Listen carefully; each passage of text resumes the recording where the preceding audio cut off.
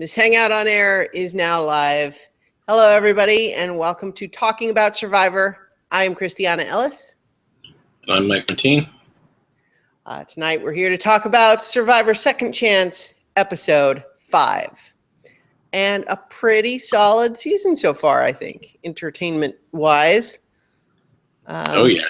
They got a good cast this year, this season. There's lots of interesting people doing interesting things. Yes, and everybody seems to be playing pretty well, I think. Well, I mean, with some exceptions. But yeah, there's good gameplay happening. Well, obviously some exceptions, but I would say as a whole, missteps, the quality, I think, is maybe rather than implying that anyone is just playing badly. Right. Yeah, because, for example, Monica's desire to have, is not necessarily a bad strategy that, here's a way to mix things up later on that we can sort of discuss now and go across tribe lines. Like, not a terrible strategy. Her execution was not awesome, and she picked the wrong person to say it to. Like, yeah. I think that Monica's the chickens. She goes from 0 to 100 quick. Yeah, she clearly does. I agree with you that I think the unfortunate thing for Monica is it's a perfect example of something that we've talked about before, which is that the same strategy isn't always going to work the same every time because you have a different group of people. And so a move that might, in different circumstances with different group of people, have worked just fine. You might have had someone who's interested in that, or even someone who's kind of indifferent, or, but she had the misfortune to have completely misread the situation with Kimmy, presumed a much tighter connection than was actually there, and presumed that she would be open or receptive to this idea when, in fact, it was not only not receptive, but very opposed for reasons that may be a combination of strategic and personal. Yeah, I got that same feeling. I mean, we got even early edits on that indicated that Kimmy was not a fan of Monica personally. Yep. Almost at the beginning of the episode. Yes. But speaking of the beginning of the episode, come on, can't we at least address we got to go to the end. It was an actual blindside. Yes, I certainly had a note. I wasn't going to I feel like you don't want to bury the lead. I mean, you are absolutely right. I actually typed in my notes. Now that's a blindside. Yes, because, and how much fun is it when they are real blindsides? Because it's so much more interesting when it's just when comparing. Now, oddly enough, it was way more surprising to Monica than, say, to us, in the sense that I think when they're setting it up going into tribal council as, it's going to be Monica or Kelly, and Kelly has not talked the whole episode practically, I'm thinking it's probably Monica is going to go. Yeah. Because, it's a long-standing tradition that frequently, even if a person has been very low-key under the radar, not getting much screen time up until the episode where they get voted out, they get screen time in the episode where they're voted out. And so I think they may have tipped their hand a little bit in that case, but I don't care because it was such a great blindside in the sense that, not that I don't feel a little bad for Monica because the sense of betrayal in a real blindside, but certainly it's exciting strategy and they executed it extremely well, including, and we'll discuss this more later, not telling Spencer because they didn't have to. Yes, I thought that was a big note of mine. Was you could see, even though Jeremy likes Spencer, he wore his trepidation on his face. Yeah. When Kimmy said, "Well, we just get Spencer to vote with us, and then we're good." And then obviously they had a conversation later where they were like, you know what? We don't need to do that. Yeah, because Spencer is going to vote for Kelly and Kelly's going to vote for Spencer. So they're going to be split between the three of them. So just the three of us is enough to do it. Yeah. And even if Spencer and Kelly somehow got wind of it and wanted to vote off one of them, they couldn't. Yeah. You know, it was going to be 3. Even if them two voted together, it would still be 3-2. Yeah, it would mean that even if there was a surprise second alliance going on there, that it would still just be a tie, and then they could switch back. Right. But yeah, so I agree. That was exciting. It was also somewhat refreshing to trying to decide which side to spin this on. To have an episode that focused on some people that we haven't focused on as much, and a little bit less screen time on some of the people who've gotten a lot of focus. Yeah, I think part of that helped that we finally had a new tribe go to tribal council. Yes, obviously. I think that made a big difference too. You know, I think the producers are sometimes limited in that sense, but I feel like we got some significant talk from even the two tribes that didn't go to tribal council this time. Yes, I think they do a very good job. I mean, you're talking about putting 3 to 4 days worth of footage into 48 minutes. Mm-hmm. It's, you know, where some of it is, well, and it's not even truly 48 minutes because 15 to 20 minutes of it, I'm not sure exactly how much, is dedicated to, you know, normal game tropes or whatever. Like there are pieces of the game that just have to happen that you. Yeah. Well, I mean, obviously there's the challenges, but even around that, it's all the just little linkages, you know, where, you know, they have to call everybody into the challenge and we're announcing who got voted out last time. And, you know.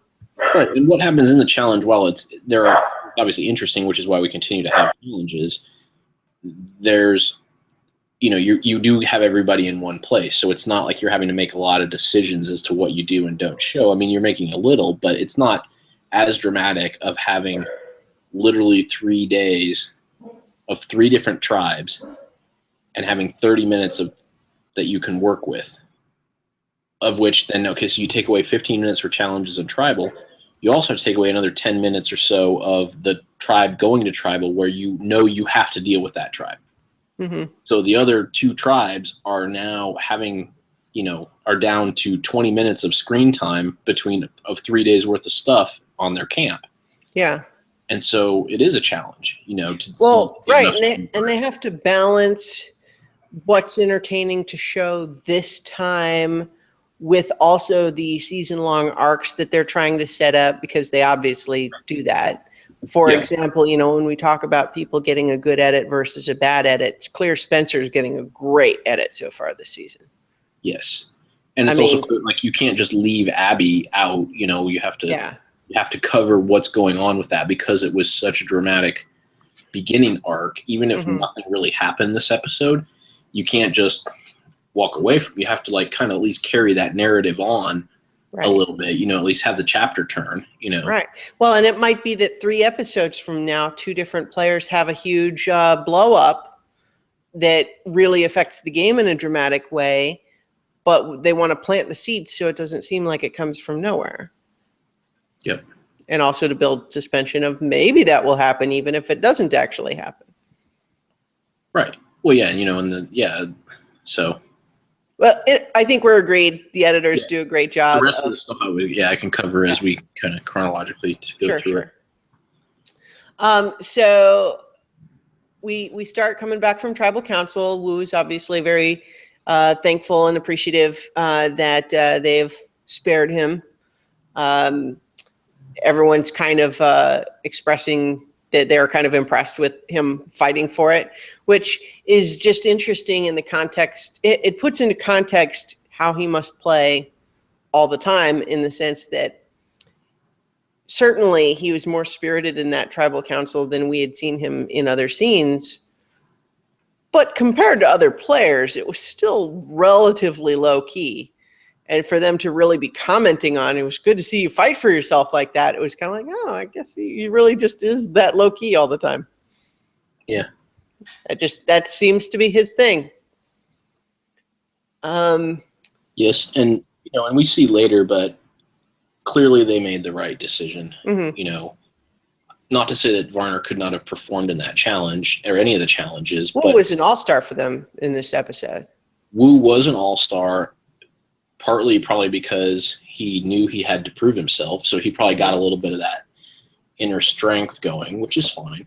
But they just seemed like a stronger unit, And that is one thing that Varner was never going to be a part of because he was never fully bought in. So he was never going to be part of the rallying. He was a player that was excited by the chaos. And they all, they don't, that doesn't help them to solidify as a team. No. He's not the kind of guy that wants to go, rah, rah, let's go team and let's bond together. Like that's just not, he doesn't lend himself to that as much as Wu, who is very malleable to a situation and, and understands what he needs to do and executes very well. Like he's not a leader that I've seen, but he's a very good soldier, for lack of a better, when they kind of grouped together and they said, yeah, we need to go win this challenge. Wu's like, I will win this challenge. Right. And it's like this was from the later scene, but that's kind of exactly what Tasha was saying in terms of summing it up, is that like Wu is cool. Like he'll just hang around, not causing drama. And then you give him his orders 5 minutes before tribal council and you can be confident that he's going to do it. Yeah. Whereas with Abby, you have to babysit her all the time and still just constantly be on edge that she's going to suddenly change her mind about something or pick a fight. And yeah. Yeah. Like she did this. What the? Yeah. But again, just kind of so like even just right here at the beginning, there's a bit where I laughed out loud when she said, I don't know if I like the feeling of people owing me. And I'm like, what? That seems to be your primary emotional motivation for everything you do.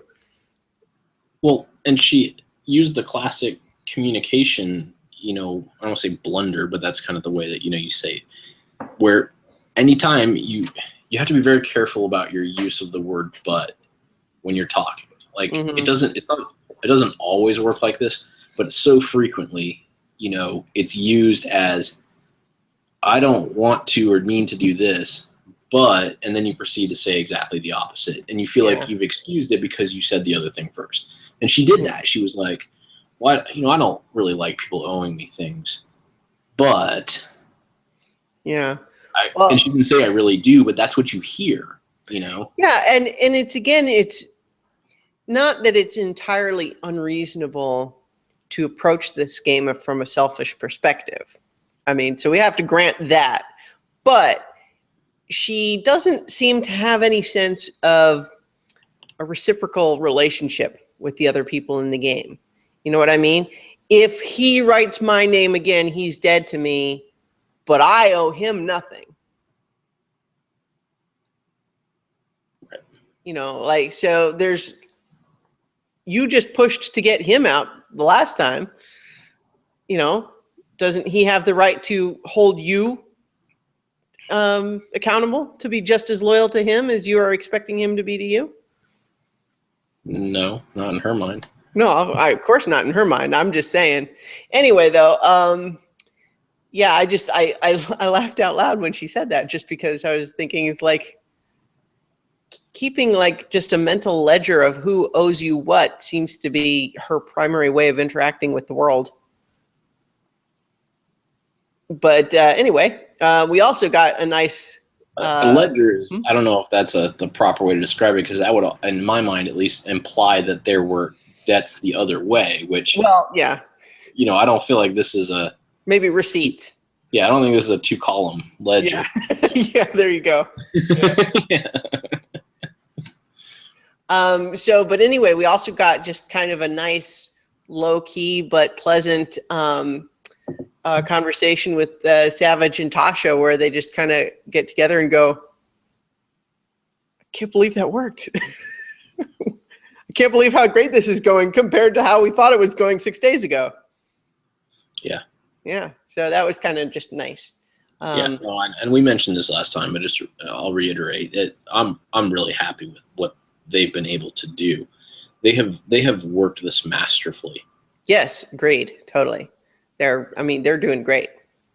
Yeah, and I would say Wu I think they made the right decision also because I believe that Wu will have some loyalty to them. Now, it doesn't mean that he won't be courted by other players that he may ultimately decide to go with, but it's going to be more difficult now. See, Wu is the sort of player where if you treat him with respect and you don't give him some personal reason to dislike you, if you just try to say, hey, look, we're playing the game. Let's respect one another. Let's be honest. Let's say, this is what's going on. This is what we would like you to do. And as long as you're willing to play ball, we'll keep you on our team. I think that's the way to go with Wu, as opposed to Varner, who knows what he might do at any given moment if he thinks it's going to be more interesting. Right. Well, and I think the solidifying as a team and winning these challenges, what they're going to Wu now and saying, this is our team now. This is a strong team. We're doing well. Yeah. And while that's important to motivate to win challenges, when a merge or whatever comes, Wu is not going to forget that was his team. It's going to be harder. It's not to say he would never be courted to flip on them. It will be more difficult. And he is probably more likely, if he continues to have this kind of relationship with them, to move to their grouping after the merge instead of going back to his old one. Yeah. We also have to remember that, Wu's kind of most notorious move from his previous season is when he took his buddy to the end instead of the person he could beat, and therefore got second place. Yes. So we can keep that in mind too. So in any case, though, we then head over to Bayonne. And the girls are fishing, that being Monica, Kimmy, and Kelly Wigglesworth. They're catching crabs, and they find some great big clams. Whoa. What? They caught crabs? Yes, they did, and found some big clams. Yeah. Well, sometimes that's what the show that is actually what they did. Yes. Anyway, though, so totally aside from Monica versus Kimmy here, what did you think about the argument in general? At this point in the game, do you go ahead and grab all the clams that you can find and eat them right away? Or do you try to leave some because you're going to be around a while? Well, the unfortunate thing is the argument deteriorated from that original premise that you just gave to me. Right. Well, that's why I'm trying to pitch it right now. It's let's discuss that argument in the pure form as opposed to getting into the personalities of the two of them, which we'll get back into. But let's first just what do you think is better? Rationing or bird in the hand? In this situation, I would probably, again, I'm not, this is part of when you armchair survivor it. It's hard to, although I would still, I think, lean to bird in the hand because that the rationing is not necessary when you don't know you don't know how long you're going to be at that beach. Right. There's a very good chance you'll move to another beach. There's also a good chance that more people will show up at your beach. You don't know how to properly ration, so do what you need to do and know that you'll figure it out. It's not because they weren't running out of clams; they were just having to go farther and farther to get them. That's kind of how I understood it. That they just weren't as close in. So I would lean to that. It's more important now to stay strong, keep winning as a unit. So make sure the unit is strong, the unit is fed, and figure out what happens and adjust. The game doesn't allow you. It's not built based on predictability. So why make a plan that against an unpredictable scenario? You know what I mean? Yeah. And I feel like it's a little different than eating up all your rice too quick before, like, don't eat so many clams that you can't even last like till next week, which is kind of what was going on with the rice. It's like they were eating it so fast that one season that it was clear they were going to run out. That's a different scenario. I'm not saying just go crazy like that, but in a situation like this, I'm okay with it. Yeah, that's kind of where I was leaning too, just in the sense that you never know what's going to happen on the next day. It could mix it all up. You move to the other beach and then all of those clams that you didn't get are wasted. So that tends to be where I come down to, is that, get what you can get while you can get it. Don't be gluttonous, you know. There's a difference between being gluttonous and rationing. Like there aren't just two extremes. Right. So layered on top of that reasonable discussion that would probably be best discussed as a tribe collectively, we have the personalities of those two, creating friction. They're not getting along, which was interesting given what happened later, just because we were definitely seeing them argue, and we heard from Kimmy talking specifically about, so what we heard from Monica is, I don't understand why she doesn't see my way. This seems like a reasonable point that I'm making. And we heard from Kimmy, Monica is getting on my nerves. Yes. Which is two different approaches to that argument and mindsets moving forward. Well, prior to that, Monica exhibited a trait that I think is what frustrated Kimmy, which I feel like is a similar trait to what launched Kimmy later. And so I'll explain is Monica, it appears, has this, weird filter on her where like some ideas come into her head and she's not necessarily deciding what's a good thing to put out there and what's not. Like, okay, it's a reasonable idea to come into your head that you should have an all-girls alliance. It's a reasonable idea to come into your head that the depletion of the clams may have larger ecological impact than just whether or not you're fed. But she latches on to these weird outliers and doesn't seem to, it doesn't seem to understand that doesn't fit with what they're talking about. So when the argument went from should we eat a lot of clams or should we save some for later, to this is ecologically damaging this bay because we're taking all the clams out of it and might ruin the whole ocean, this weird snowball, effect that she generated. That's what Kimmy got really frustrated with. Kimmy she was mildly frustrated that they were having the argument to begin with. She got really mad when the argument turned into something that was pretty much asinine. Yeah. It was similar what happened later. Okay, it's not a terrible thing to have the idea pop into your head that here is a way that we could have an alliance. But to just latch onto it and start to purport it onto people before you're anywhere near where that needs to be executed was not a wise decision. So, Monica made it was the same idea that frustrated Kimmy both times. It was just one frustrated her about eating clams, the other directly impacted her gameplay.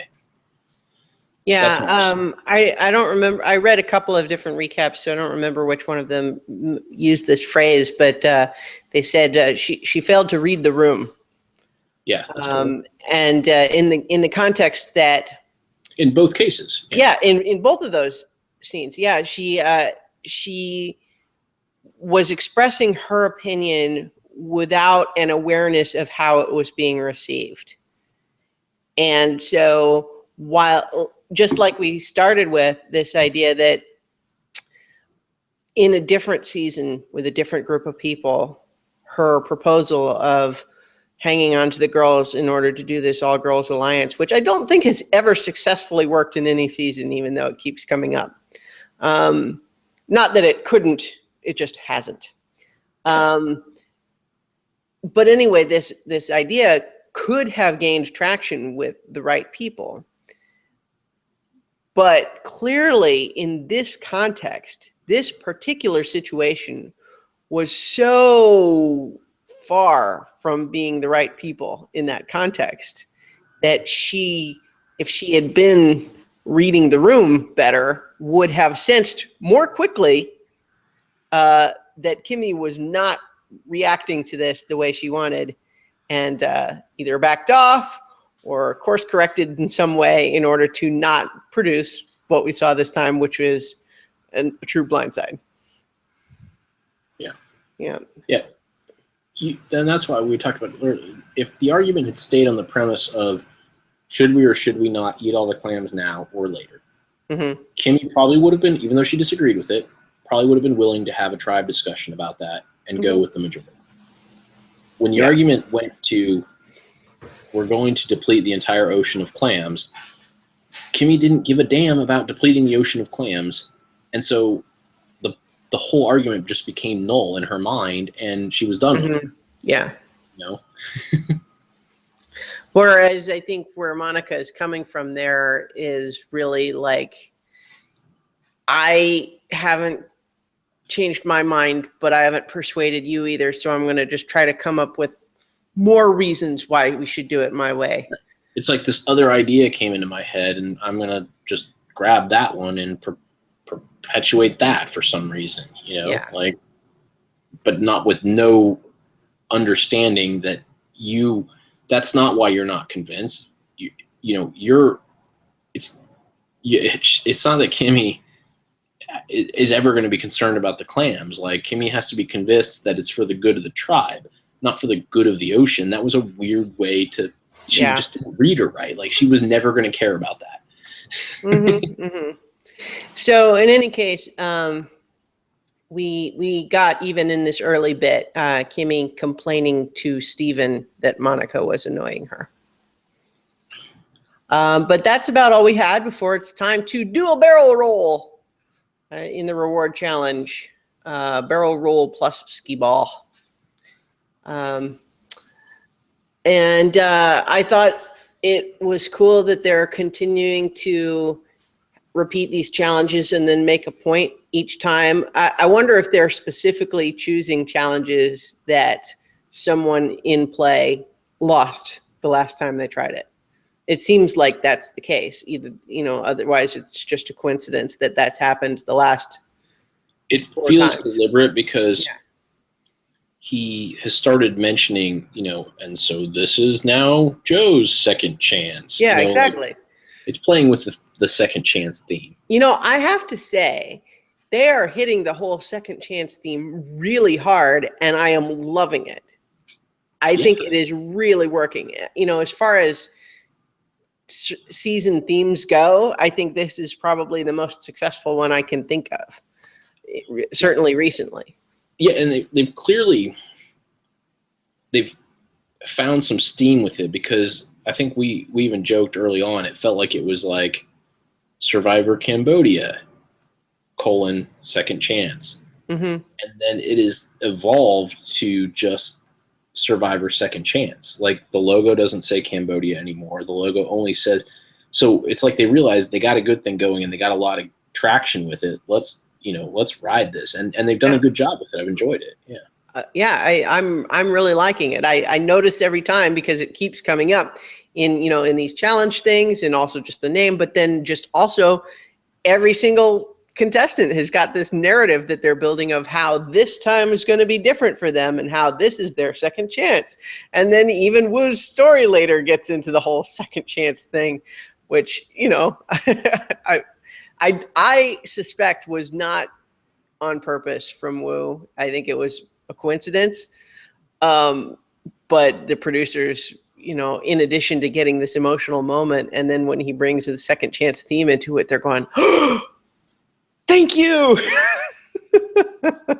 Yep. That was fantastic. All right. Anyway, so the reward this time is comfort, chairs, cushions, hammock, candles they mentioned, which I thought was interesting, just because I feel like I don't recall ever seeing candles in night scenes at camps. You know, usually they go to the kind of like the night vision cam, right? Yeah. But I don't feel like I remember seeing candles, although maybe they just tend to shoot around them. Second place gets just a tarp, but still nothing to sneeze at. So the challenge was not, I don't know, one of the more exciting ones necessarily. Monica was kind of slow for the first time on the or like not for the first time. I mean, for the first part of the challenge, getting the bags untied. It wasn't clear why she was having so much more, taking so much more time with it than the others. But although it occurs to me that she was maybe not the best choice for that, because having longer arms would certainly help when you're having to stand up on the barrel and then unwind this rope. You know, just having a longer arm is going to help you get that rope. Yeah, because you can get it faster. Yeah, in the larger arc. So, you know, that was maybe, you know, but I guess you have to balance that with being able to fit in the barrel, right? So let's see. I thought it was interesting that they had Wu both in the barrel and then also doing the skee ball part. Yep. Which, you know, again, just like, you know, then with the immunity challenge later, he was making them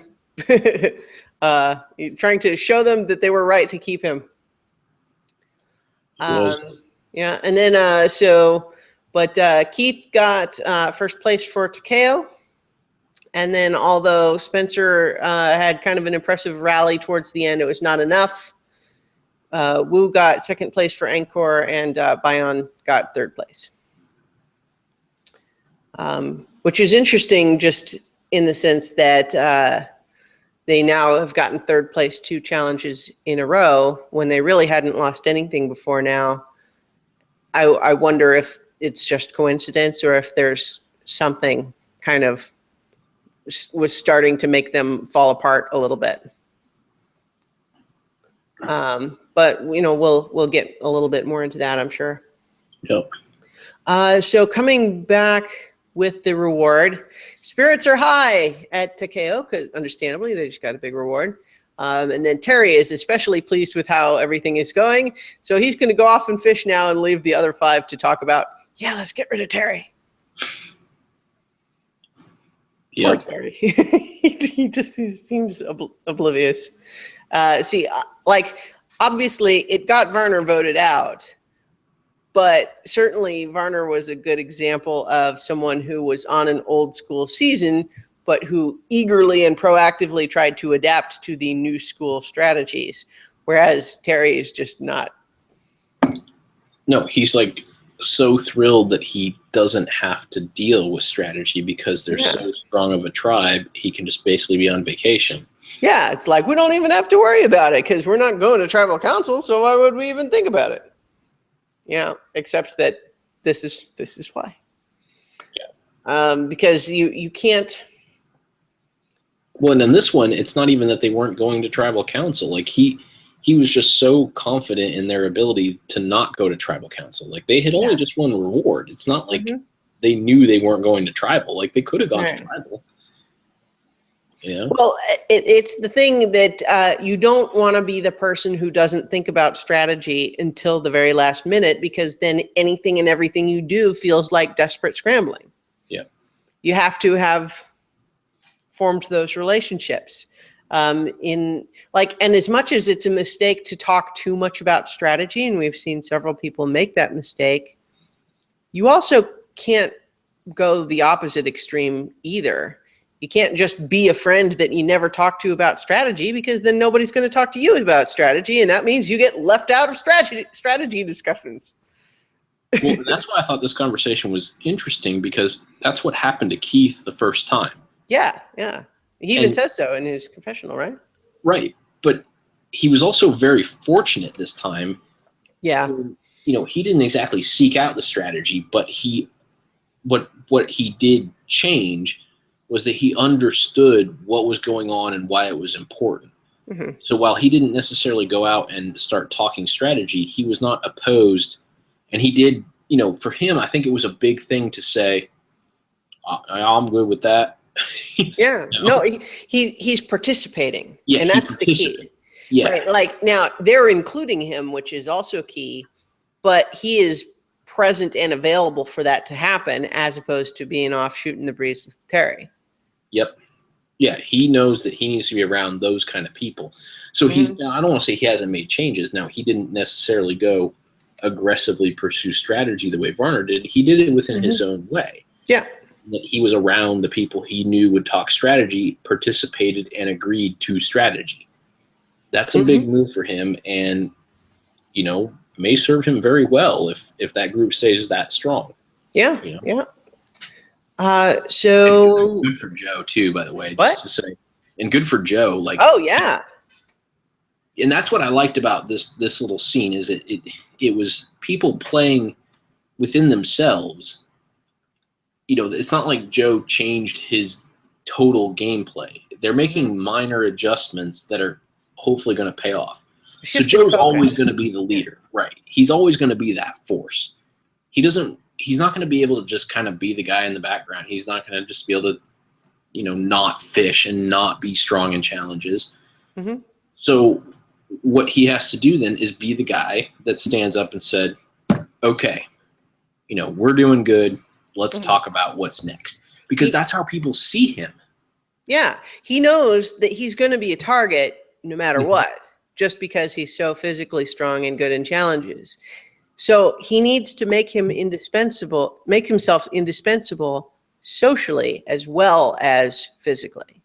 Right. And he played to his strengths socially. His strength is that people look at him as a power player. Mm-hmm. So take the alpha role in the social game, because him and Terry are essentially the two alphas of that tribe. So if you're the alpha also socially, and Terry's not, then you are in a much better position. And that is a thing he did not do in his past season. Yeah. And Keith is I don't want to say he's, not an alpha, but he's a very subdued guy. He's not very social.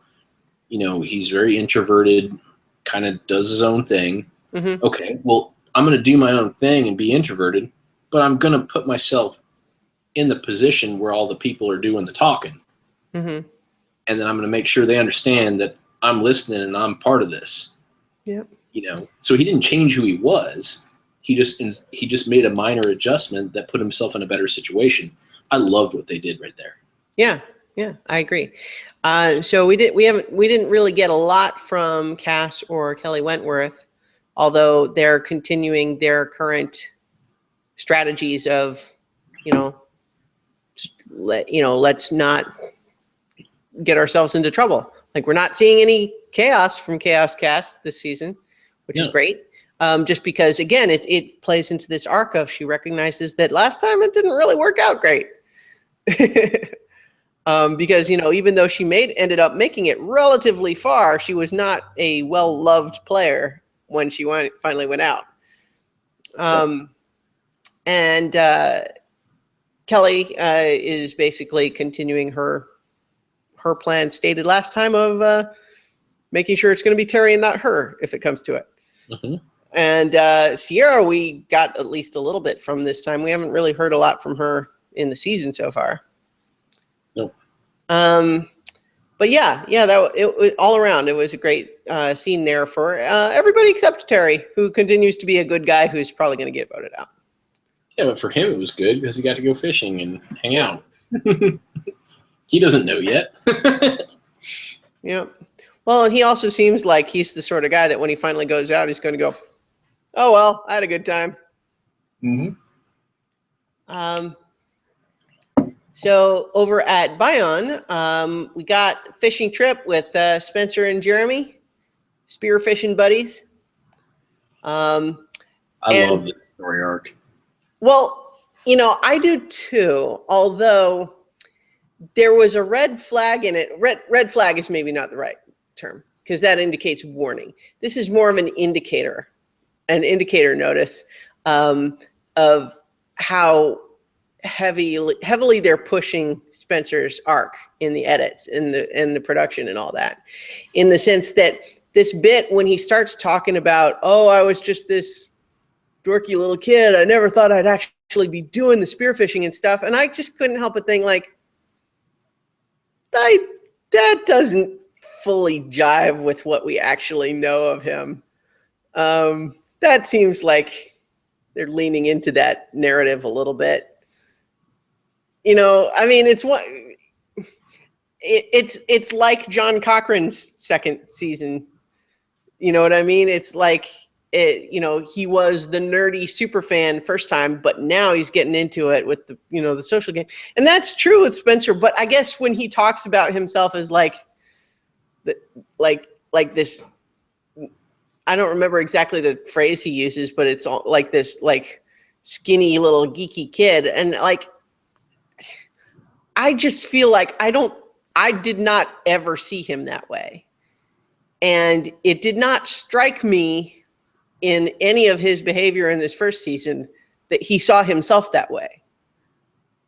So for him to say now that he felt that way until today when he gets to go spearfishing feels ever so slightly disingenuous. Not in a way that I disliked, but just in a way that it felt a little fictional to me. Or maybe revisionist. See, I didn't see it that way. I saw his arrogance and default to the strategic game as like a cover for that, like that was an insecurity that he had. And so he almost became like a bully the other way. Yeah. I could see that. Because he knew he didn't think he could be good at that, but he was good at this. So he almost, because of his insecurity with this part of it, he became almost, like I said, like a bully the other way and just overplayed that. And now that he's in sort of like this, I'm going to take a step back and like actually try to do things I'm not comfortable with, like smile and talk to people, and I'm going to spearfish. I felt it was genuine. No, I can't. Again, this is no intention. It's hard to make that argument, but that's just, I'm not arguing with you. That's just, I saw it a different way. Well, so I want to temper what I'm saying and not overstate it. It's not that I thought that they were making it up or that it was not true in a way. It was more that it was heavily filtered to present a very specific narrative arc intentionally. Oh, I agree with that. Yeah, so that's what I'm saying, is that it's not so much that there isn't some truth in it. I thought you meant he was being disingenuous. No, it's not so much that as much as I think he is knowingly participating in what they're doing, which isn't the same as lying. It's like I was saying, it's more just like leaning into it. It is a proactive attempt to craft his narrative. Which is not to say that it's false or that he's lying. It's just heavily filtered.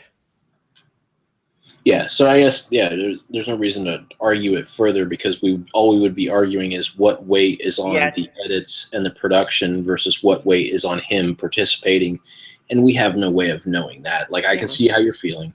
I don't take that feeling from it, but I can see your point, Right, and I didn't dislike any of it. It was more just, when he's practically implying, I was like a 98-pound weakling, and I'm looking at it and I was like, I don't see it. And I like, even if he had some insecurity inside all along, I felt like I didn't see it in his last season. And he seems to be trying to pitch it as last season it was different and this season it's changed, when I'm not seeing a big difference in that element of it this time. Now, again, I think he's doing all the right things here, and I like his arc. I just felt like it seemed very clear to me that on both his part and the part of the producers, perhaps separately, but at least in parallel, are looking to craft his personal narrative in a specific way. Yeah. Well, maybe I'll say this because it does come up later. Maybe part of what you're feeling is that when he's not in that, super strategic, analytical, like I'm a really smart, analytical person vibe that you're getting out of him, he is pretty awkward. And so when he's trying to do things that are outside of his comfort zone, he behaves and speaks awkwardly. And so maybe that's part of where that feeling you're getting is from, is that he's trying, maybe that's not exactly what he means, but he's trying to explain something and he's not used to saying things about when he had insecurities. Because it comes up later when he's supposedly playing it chill about not checking in obsessively, and yet he still has sort of a little obsessive check-in about him. It's so awkward, that whole conversation of when it's cut with, I'm working so hard to play it chill, and you're watching it, it's he's talking to them. If you saw that scene independent of what he was saying, it would feel like he was scrambling with them. When he was going to the water and he was like, yeah, we're good, right? And he was fidgety and just kind of he's just awkward. No, I agree there. I guess it's just, I'm just saying maybe. Well, and again, I don't want to overstate my point either, as much as it just felt produced, which is not the same. It's like the TV movie version of what his real experience was. That's what it felt like a little bit to me. You know what I mean? It's based on reality, but just slightly heightened for TV. And the editors did a really good job of kind of playing that up, because they showed scenes of him spearfishing when he wasn't smooth, he caught this little fish and he was like having trouble getting his snorkel back in. Like they didn't call attention to it, but it's like he was still being that awkward kid that they were describing, even though he was behaving. It was all normal stuff that happens when you spearfish, but they happened to choose like these more awkward looking moments while he was describing that, which I think those visuals impacted us in a way that made it for you feel too scripted. For me, I just kind of looked at those visuals and I was like, that's kind of funny how they're using awkward moments of him spearfishing while he's talking about how he was the awkward kid that couldn't do it because now he's doing it awkwardly, you know. Yeah. Where for you it might have felt like a whole package that was too much, you know. Yeah, it felt on the nose.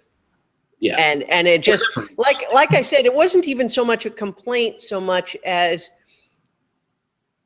that's what really kind of tripped the switch in my head to say it is clear now that the producers have a very specific arc in mind for him and they are working the edit to make that happen, which makes me think he's going to be around probably most of the season. Yes. And I would just say, I would recommend like go back, you know, knowing what you thought about his confessional. If you have a chance, go back and just watch that scene with no volume and look at what the visuals they chose to support that. Because they did. You're right. The producers hammed it up, you know, so much. Like it just the scene of him, like it starts with him as like with the like really wide shot. You know, like there was the shot of Terry spearfishing, and it was just a ground shot of him spearfishing. When Spencer's doing it, it's the overhead shot, and he's in like the vast ocean, like goofily kicking around all by himself. You know, and then he comes up with a little fish and has trouble getting into the thing. Jeremy has to help him, and then he can't get his snorkel back into his mouth. And the whole time that voiceover is happening. So No, I know what you're talking about. I definitely noticed that too. They were not using the the Jason Bourne cut of that sequence. You didn't get the hero edit. And so it supported what you were feeling of that just hitting. I think he got the Frodo Baggins edit. You know what I mean? Like the unlikely hero edit. I mean, it's almost like, and he's in. I feel almost more the Samwise edit. Oh, fair enough. I mean, I just mean the point is they're building a narrative, and right now he's in Act 1. Yeah. Totally. So that's. Yeah, and that's why I said I think even after talking through this, I still think that our debate lies on how much is he aware and leaning in versus how much is this really just a production thing. Right, it's just a matter of degree. Right. Yeah. So in any case, where were we? Oh yeah. So this is where we get Woo's story about his mom and his mom's heart transplant. We talked a little. I mentioned earlier about how, just in terms of the producers looking to work second chance in wherever they can, I think they just they struck gold when Wu told this sincere story. Although it's also possible that they got into it partly because there was maybe encouragement to talk about second chances whenever they have a moment. Who knows?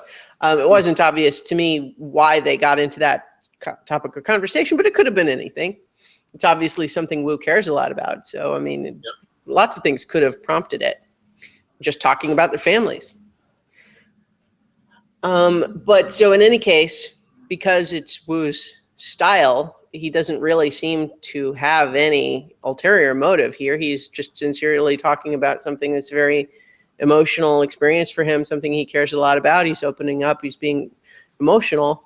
And then, as soon as he walks away, Abby turns it into a competition. Yep. Well, I also had people who had that same problem, and they died. Yeah. So you should feel more sorry for me than for him. Yeah. Also, I have a tendon transplant, so it's like the same. God. Oh, and I mean, Tasha was epic. And when she confronts her, she's like, what's that about Wu? And, this whole thing with his mom and trying to get the sympathy. And Tasha's just like, yeah. Doesn't agree with her other than nodding and saying, yeah. Mm-hmm. I am choosing to smile and nod and not antagonize you right now. Yeah, he did. Those are things that he said. Those are words he used. My hope that you will surprise me one day by acting like a normal person has not happened yet today, but hey. I didn't expect any less, so keep going. You're correct. Yeah. Wu said his mom. Wu said a story. Yeah. Mm-hmm. And so this is where Tasha talks about saying it takes everything in her to deal with Abby, that she's a time bomb, but also recognizing that part of what has helped her and Savage to stick around when they thought that they were doomed was Abby's help. Yep. And I mean, you can't ignore that, right? And it's not even about loyalty as much as she has helped twice so far. Yeah. So, Wu seems like a good guy, but he was on the other side previously. And it's not that we necessarily doubt his loyalty now, but if it comes down to a choice between the two, one of them has helped me already. The other has just promised to. That said, Abby is a lot of work. Clearly a lot of work. Yeah. Mm-hmm, mm-hmm. And we haven't seen so far Abby finding a new person to be mad at all the time, although certainly she seems to have kind of latched onto Tasha as her new confidant. Yeah, and it seems to be, I'm just going to keep reminding you that Wu annoys me. Mm-hmm. Look at him using his story about his mom. Yeah. I have to make sure that he doesn't get too much sympathy and start making you guys like him more than me. I got to nip that in the bud. But yeah, so that was pretty typical of her, but I was kind of glad that, we didn't have to spend the whole episode on that stuff. I mean, I like it when it's this balance. You know what I mean? I feel like I start getting more annoyed when it's like the whole episode, but when it's a chunk like this in the middle and then we move on, that's a better balance for me. Yeah, entertainment. This is kind of reminding us this narrative exists. Yeah. Thankfully, they weren't the tribe that going to tribal council, and we had to just deal with all of this. We could just do this and put them in the back. Mm-hmm. So we go to the immunity challenge. This is the one that's a second chance for Joe. Slingshots. I didn't have a lot of notes except for one specific thing that happens. I bet you can guess which one that is. No? Things that happened, so I'm not sure which one was. I'm thinking of Steven scoring a point for the other team. Oh, yeah, of course. Steven scored. Well, so what were your other things then? I mean, none of them were that important. Now that you mentioned that, I've looked at them like, oh, yeah, of course that's the one you yes. No, I had a lot of notes about like, I was trying to figure out how the challenge worked. Like, do you have to run up on your turn and take one shot, or could you like decline your turn all together? Like once you hit something, it looked like you had to leave. Mm-hmm. And so it was like weird rules, I think, which I know wasn't, and that's what I didn't know if that was the one thing, is that it seemed unclear. I'll agree, although I think that it was basically like batting order rules, is that you could stay up there until you got one, but then once you got one, you had to leave and had to go all the way around again. And everybody had to do at least one before they could give up. But you didn't have to stay until you got one. You just had to do at least one throw. Until I'm pretty sure that they didn't go in that order at one point. Like I think Joe or somebody went up there. They may have edited a whole bunch of people going up and throwing it once and then leaving because they didn't get a point. That might be it, but because there was one, I thought it was like that, where I started, because it was weird, and it's funny because it's that one where Steven scored for the other team was the first one where somebody left without having actually scored. And I said, oh, I guess you can do that, which was fine. Mm-hmm. But then all of a sudden, like everybody started to do that, like, oh, I can't score, so I'm leaving. And I thought it was going in that order, but then there was one, I'm pretty sure it was Joe, is what I wrote down, is that Joe came up, he did his thing, went down, somebody else came up, which I didn't write down, took a couple shots and couldn't hit it, left, and then Joe returned. Mm-hmm. So it's not like they went through the whole team again.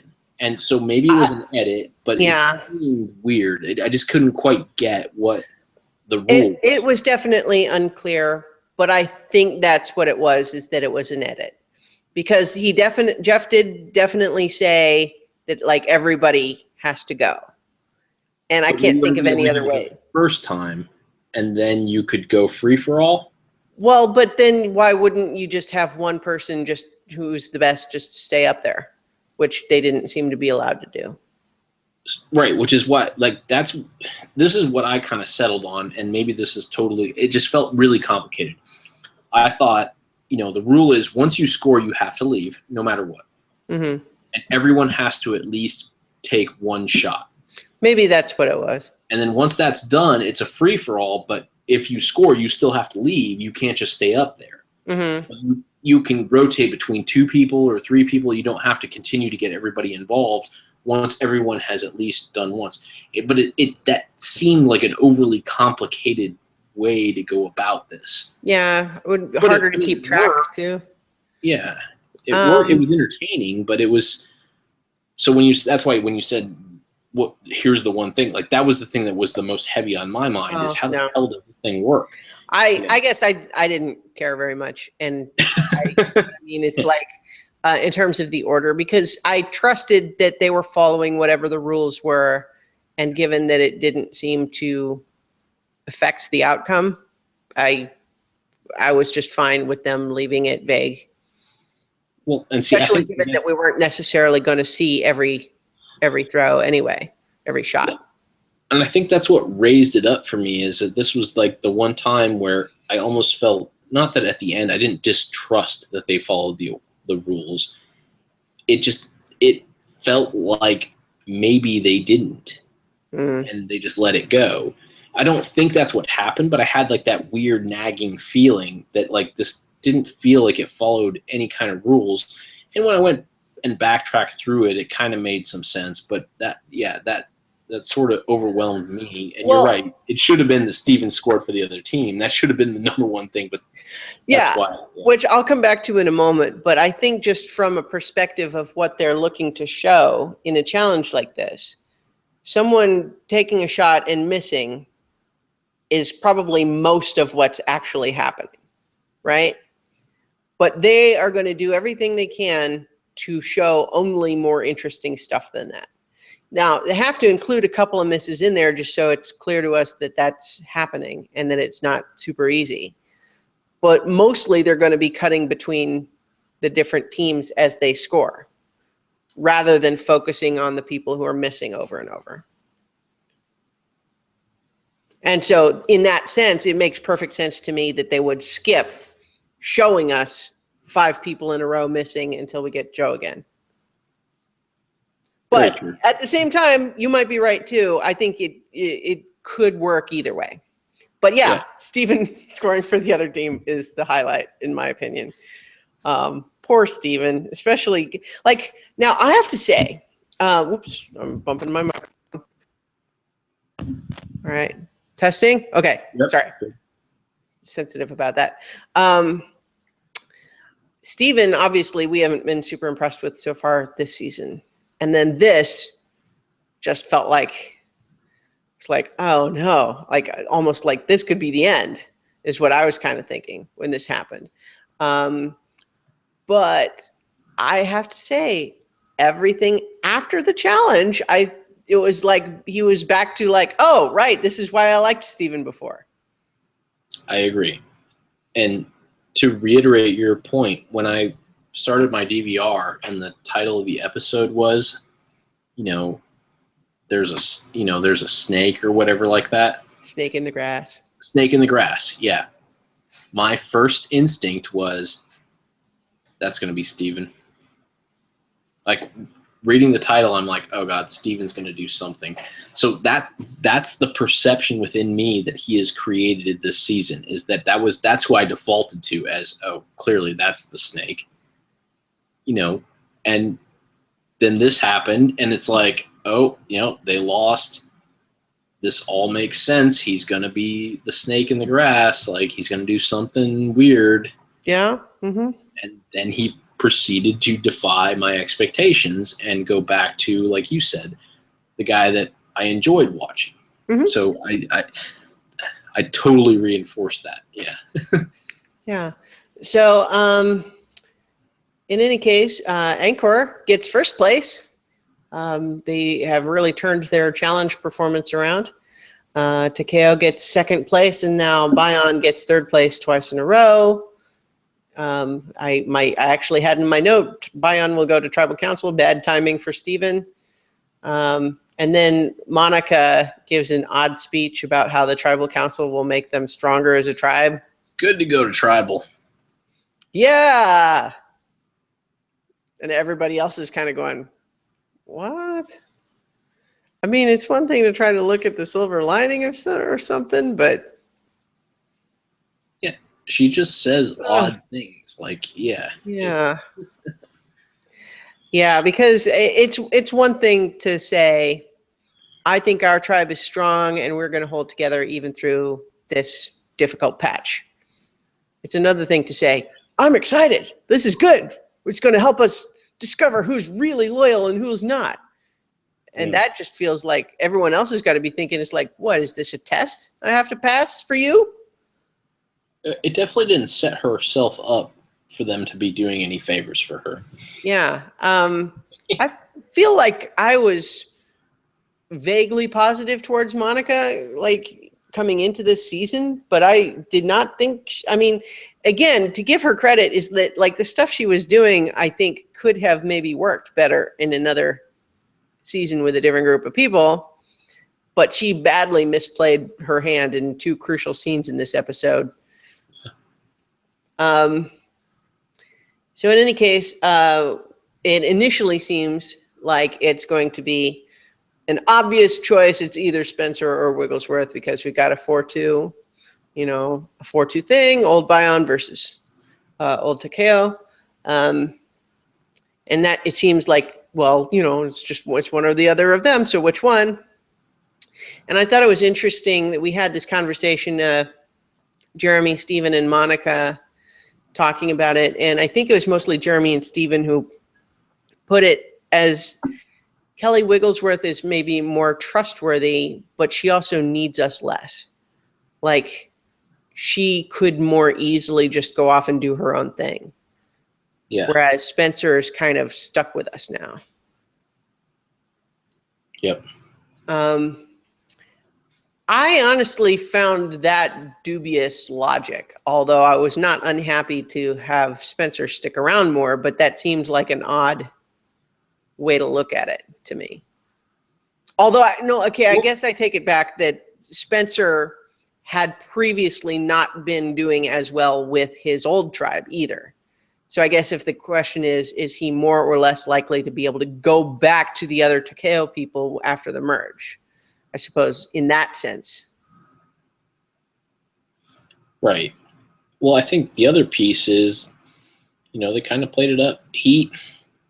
His strategy of actually trying to befriend them might be leading them to make dubious assertions on his behalf. Yeah. No, and I give him total credit for that, honestly. Yeah. I think he did exactly what he needed to do, and it's working. I'm just thinking from the perspective of social game works subtly sometimes. What? That social game works subtly sometimes. No, I agree completely. And I think that would be perhaps the reason that they might go that way rather than what I think that from a solid strategic consideration, because I don't know, maybe part of the problem is we're really just not seeing anything from Kelly Wigglesworth. I mean, what's going on with her? Like, she was one of the people that it was kind of most exciting to have her on this season because, like, she was in the first season. She got 2nd place that season. And now all these years later, she's back. It was, like, exciting, and she's just not been doing very much. Yeah, I mean, she hasn't been owning the second chance narrative, really. Like, wasn't her whole thing on the first season that she made that quote, which I think Spencer referenced, like, I didn't come here to make friends? Yeah. Yeah. I mean, that's practically a meme now. Like, there's a supercut online that is at least 6 years old of just people on reality shows saying, I didn't come here to make friends. I didn't come here to make friends. And it's like, there's like 40 of them. And that's from like 6 years ago. She started all of that. Yeah. And while she may not be as aggressive about it this time, like, that is still part of her personality, is sort of cold, tactical, like, just doing my thing here. And that's not that interesting. Well, is it cold and tactical, or is it passive and uninteresting? One or the other. I mean, it could be the same thing. Like, maybe that's what it is it's passive and uninteresting, and she describes it when called upon to say that it's, well, I didn't come here to make friends, but really she's just a passive, uninteresting player. I'm just thinking about how she was one of the 2 people that were most at risk going into tribal council, and we didn't get any confessionals from her. I don't think we even had any scenes of her talking to other people. Right, and you could make the excuse that because she wasn't actually going home, but you're right. It feels like they would have at least played something. Yeah, it's a little strange. To say, yeah. Yeah. But yeah, I mean, I remember being particularly excited that it was kind of cool to have her back, all the way from the first season. And yet she just hasn't been doing very much. I mean, she hasn't done anything I disliked either, but she just really hasn't done much of anything that we've seen. Yeah. In any case, Spencer seems to be safe for the moment because the former Bion tribe seem to have decided on voting out Kelly, keeping Spencer. Spencer, though, this is the bit you mentioned earlier where he talks about having to actively battle his own instincts to want to just constantly keep checking in with everybody in a very paranoid way. And you were absolutely right. I agree 100% that it's so obvious how much of a struggle that is for him. It reminds me actually a little bit of Abby Maria in the first episode where she's talking about how she's really been working on not responding emotionally to things, and meanwhile going around is like asking everybody to congratulate her for not making a big deal of, you didn't hear? Yeah, PG had my bracelet in her bag, and I didn't make a big deal about it or anything. Yeah. Anyway, It just reminded me of that a little bit in the sense of someone talking about a certain behavior at the same time that we can sort of see it not playing out, except that at the same time, even though we saw some twitchiness, what we also didn't see was repeated attempts of him annoying other people by doing it, which is, I think, what we would have seen if he really was failing to play it cool. We would have had some confessionals from like Jeremy going, dude, Spencer's safe. He just needs to chill out. But we didn't get that. So maybe it's not happening that much. No, and it did reinforce for me why I like what Savage and Tasha and Keith and Joe, the things I talked about earlier, why I like their stuff so much. Because they're all still the same person. They're making minor adjustments, and they're doing it a lot more smoothly. Spencer's doing the same thing, but because of his personality, like it's different, Yeah. It's not that I don't like him now. It's harder to buy in and be like, yeah, you go, Spencer, you go, not be. I think part of what happened his first season was just being surprised that we liked him at all, and also just identifying with how frustrated he was with the group of people that he was stuck with. Yes. But yeah, in any case, he seems to be actively working to improve that aspect of his game and having some success. Yeah. And this is, of course, when we get the scene that proved to be the key to the episode, which is Monica overplaying her hand to a dramatic degree with Kimmy.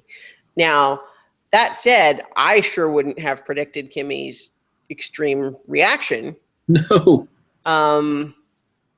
But at the same time, that's kind of your job as a Survivor player, is to not just plan ahead in terms of gauging what you think people's reactions will be, but also monitor as you are having the discussion and start to notice, is their smile more forced now than it was a minute ago?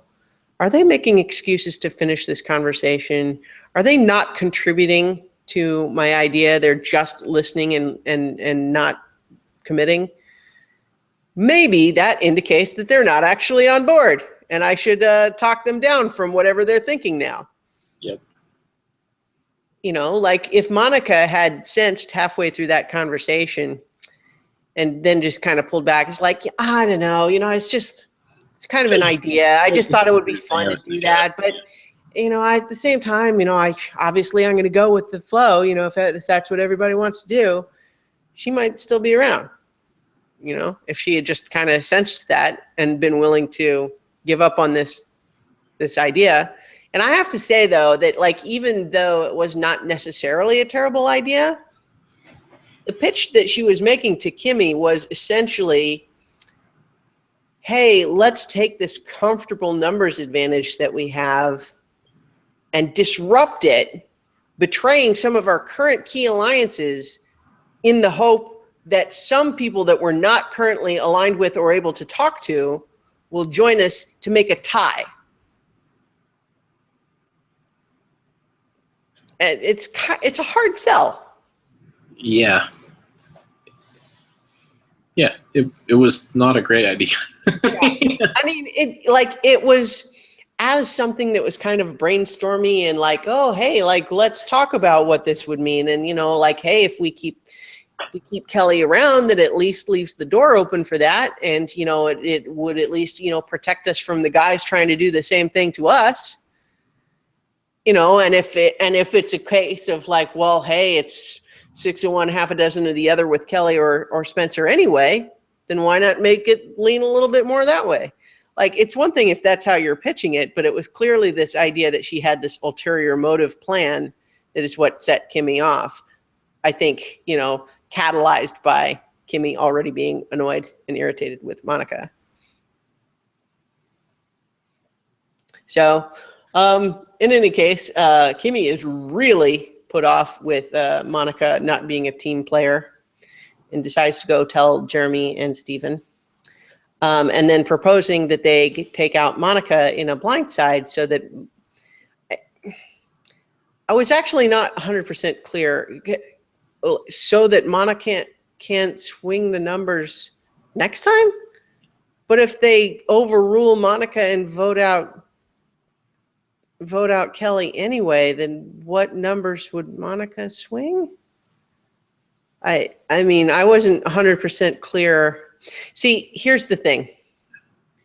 Even with Monica having raised the prospect of there being some alternate alliance. Well, okay, so here's, I guess, the question. The 3 people who decided to vote Monica out this time, do you think they made the right call, or should they have stuck with the plan and voted out Kelly, whether over Monica's objections or otherwise? They made the right call because it's what I wanted to happen. Well, and Monica voted Kelly, so it wasn't even over her objection. She thought was what was going. So I'm sorry, I didn't mean to interrupt you in the middle of your. I'm just saying, I think they made the right call because that's what I wanted to have happen. Yeah, fair enough.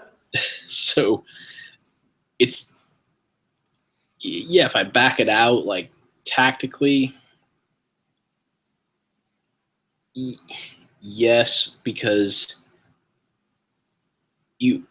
when someone like that, when everybody is in agreement with this really strong bond, like they had this whole, like, we're Bayonne, we've never lost a member, we're going to go get our other members back, like, this is our thing. And someone already is floating that idea of, you know what, no, that's not actually what I'm thinking. You need to cut that out quick. Mm-hmm. If that's what your rallying cry is, you can't have the dissenter. Mm-hmm. And so from that standpoint alone, yes, they made the right decision. And they can easily excuse that when they go back to the other Bayonnes and say, yeah, you know why we got rid of Monica? Because she didn't want to be with the Bayonnes. Mm-hmm. And we can be Bayonnes, and we don't. And that's the thing, by not involving Spencer and was it Wigglesworth? Yeah. By not involving the 2 of them, they maintain that separation. Mm-hmm. They're saying this was a Bayonne decision. We had a member within us that we didn't want. We didn't bring anybody else in. We got rid of the person that wasn't on board. Mm-hmm. And I agree, just based on the way that Monica was thinking, like, it was hard to feel comfortable with her when she's already planning. When 2 of the 3 people are guys, and she's coming with this, I want to lobby for this all-girl alliance at some point, you don't want that. You don't want those words being said, even floated. Yeah. So, yeah, strategically they made the right decision. They can easily talk this through, See, I feel like I disagree, but not not by a huge margin. It's fine. But the reason I'm thinking is that while Monica is someone on their side who has expressed that they are perhaps not perfectly loyal, not perfectly trustworthy, they're still, at least nominally, on your side versus someone who is already explicitly not on your side. Someone who is strong in challenges, who is saying that they're loyal now, but was from a different tribe and could easily go back to the other tribe. That seems to me like a much more direct threat, as opposed to one of our own who is maybe a little off the path, but by voting her out, we crack the seal and make it okay to vote out Bion members if there's a good enough reason. Fair. As opposed to saying, we're loyal even when we have to rope people back in here and there. Totally fair. Yeah, I see that. Now, obviously, it's a tough call. That's where the emotion comes in. Yeah, exactly. And it's kind of like the decision, Kelly or Spencer. You know what I mean? It's like you could see it go either way. Well, and it comes back to, there's that subtle social game. Mm-hmm. We often see the social game from its high play, and maneuvering people and all that kind of stuff. But there is definitely a subtle undertone that we don't pay a lot of attention to a lot of the times because there's so many overtones. Mm-hmm. That's one thing I think happened in this episode is that whatever we're not seeing from Kelly, like she's clearly building an affinity with people.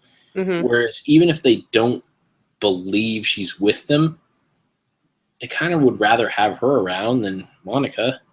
Mm-hmm. And they kind of like Spencer. Like, yeah, he's a good kid, man. He shared that thing about his girlfriend with me. Mm-hmm. We went fishing together. Yeah. Monica made some weird argument about how we were going to take all the clams out of the ocean, and they don't. None of that is ostensibly like why they made the decision, but it's all kind of in your head, like it kind of. Like from that emotional perspective, I just kind of like crystallized like a way to express how that might feel emotionally. Certainly, when comparing, say, Spencer and Monica, you say Spencer really wants to be here with us. Monica seems to really want to be here without us. Yeah. Well, I'd echo it back to, we kind of joked about Kat saying she read the book, like How to Win Friends and Influence. Oh, Cass, yeah. Cass. Yeah. Mm-hmm. Because why that book is so timely is what that book is about is all the little subtle things that you do. It's not manipulation tactics. Like, even though the book is called How to Influence People, it's not here's how you manipulate someone. Mm-hmm. It's here's how you behave on a day-to-day basis that makes people have more of an affinity to you. Mm-hmm. Like one of the main principles in it is smile at people. Yeah. Ask them about themselves. Use their name. Like these are the principles in that book, and that's why it's so timeless. Is that it's simple things that you need to do over and over and over again, and that's like the first chapter of the book is, hey, none of this is going to teach you. You can't just do this and execute it. Like you have to read this again and again and practice because they're all subtle things. Mm-hmm.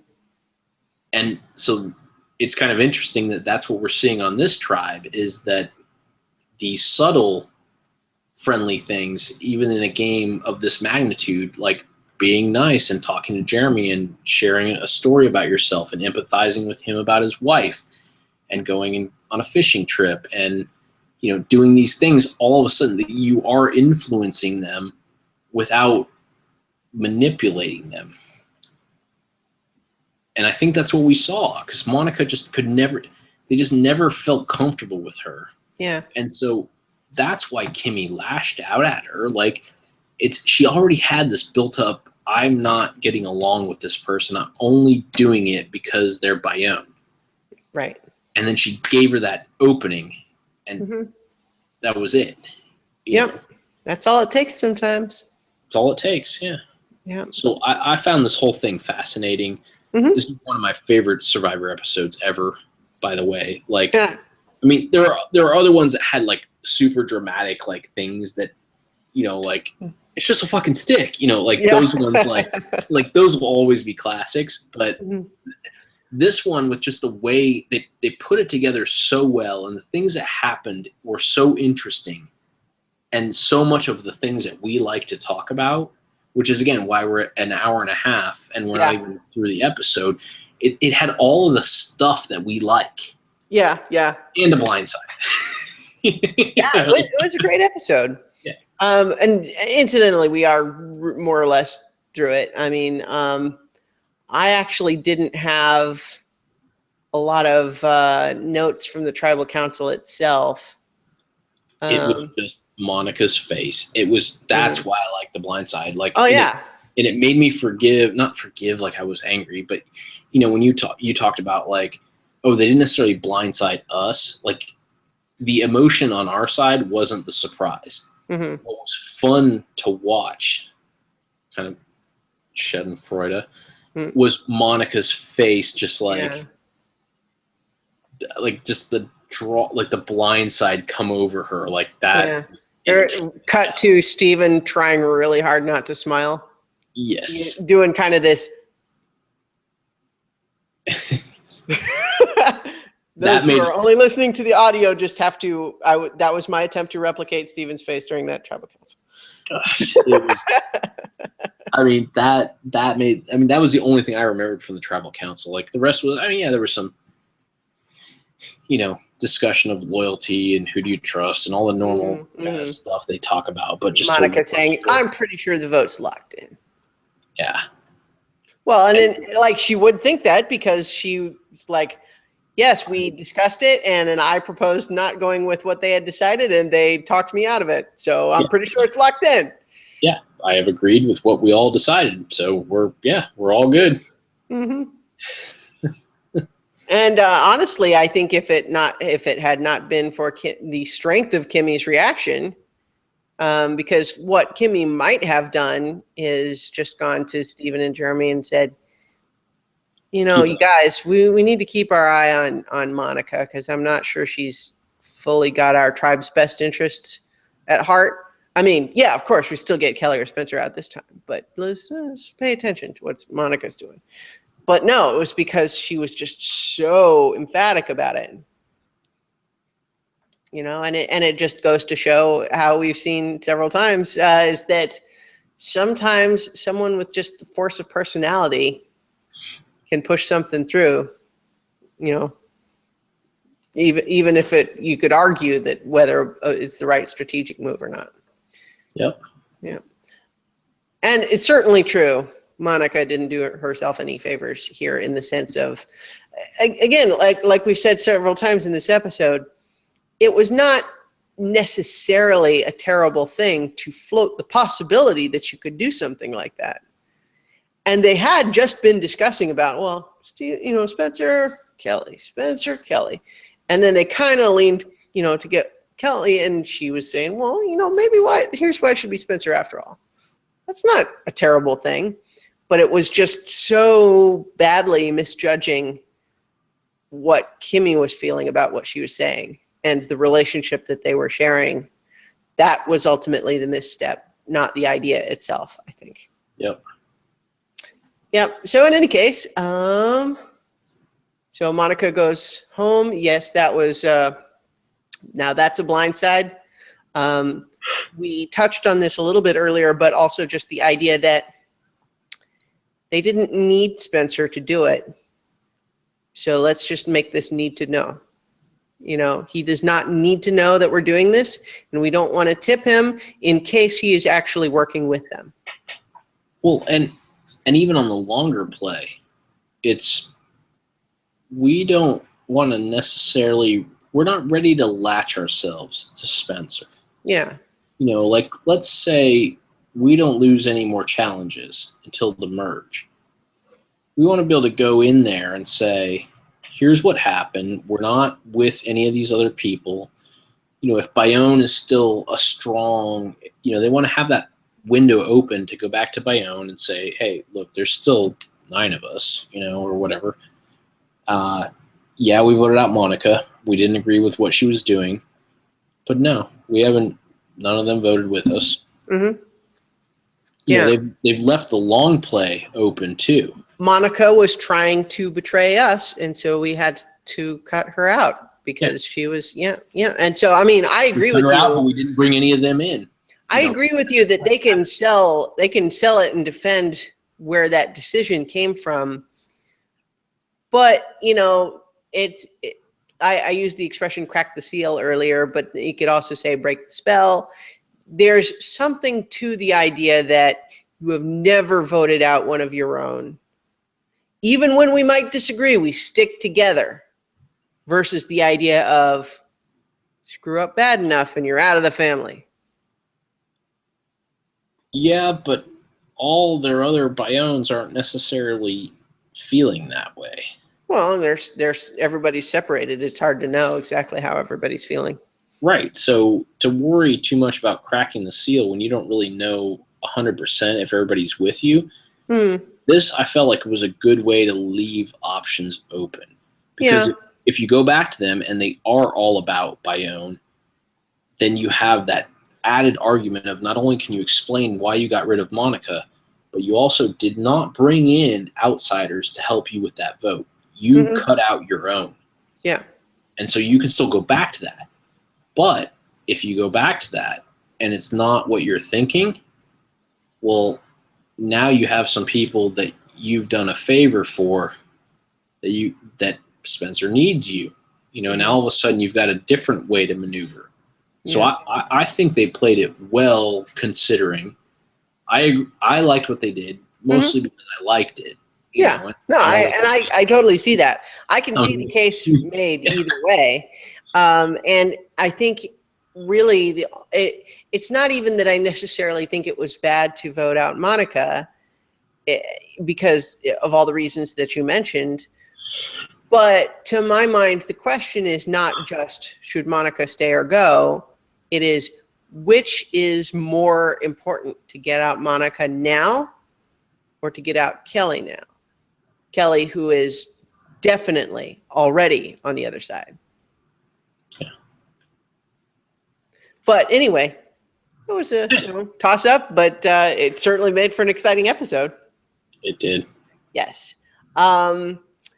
So next time we have Stephen and Jeremy talking about a big move.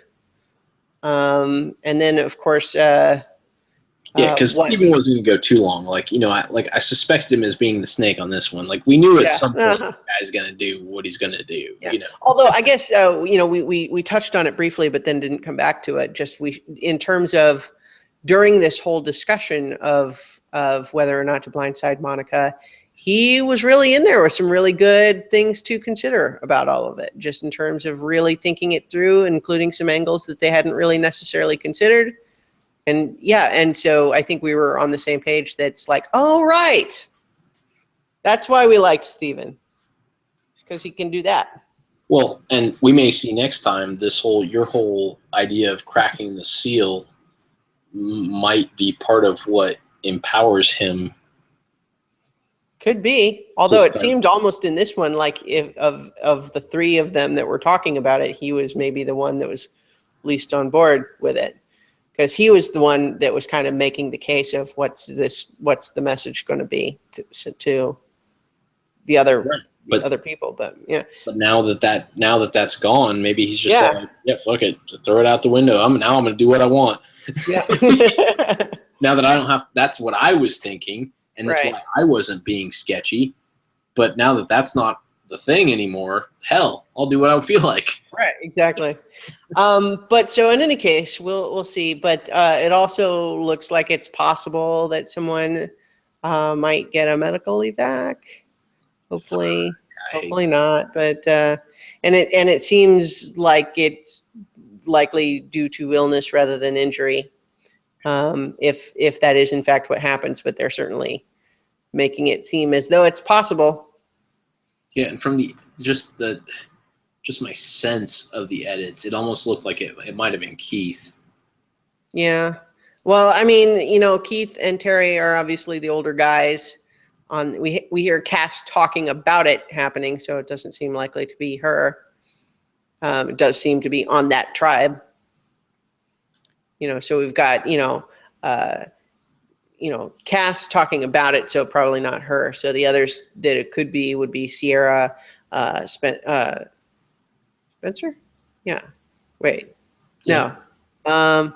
Okay. I'm getting confused. No, not Spencer. Not Joe. Spencer. Yes, Joe. Sierra. So Sierra, Joe, Keith, Terry, Kelly Wentworth. I'm saying it's Keith. Yeah, I would not be surprised, but I hope that whatever it is does not prove to be, true, or it does not prove to be disastrous in the sense of having to leave the game. That's my hope too. So. Yeah, because that's just not the fun way for people to go out. It's dramatic, but it's a bit like, the joke from people who don't watch NASCAR is frequently that people only watch it for the crashes. Now, I don't especially watch NASCAR, but having many in my family that do, they love their favorite drivers and root for them. And they do not want there to be a crash because that means like real people that they care about might get injured and die. Yeah. So they do not root for a crash. And I think in the same token, like, injury or illness and leaving the game for that reason is not what's fun about Survivor. Yeah, it's not what we're rooting for. So yeah. In any case, we'll see. Monica has a pretty good attitude going out in her final words. She was obviously really surprised at first. Yes. But didn't seem too angry about it in her final words. All right. Yep. So next time we'll see. But great season so far, and we certainly are our longest episode of the season to date. It was. Yep. So thank you everybody for listening and or watching, and you can find the podcast at christianaellis.com or on this YouTube channel, and we'll be back next week. Next week. Bye.